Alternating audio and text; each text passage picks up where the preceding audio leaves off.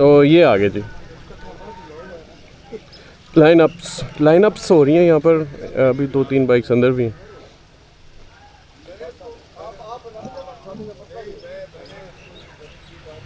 1200 से लेकर 150 तक है हमारे साथ।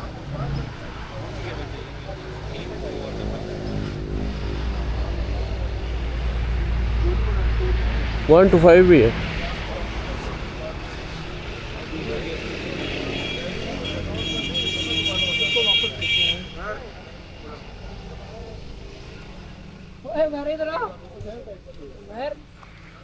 और यार आपको मैंने कहा भी है वो F10 में कोर्स करना, आप करते नहीं है, साथ ही भी कोर्स हुआ है।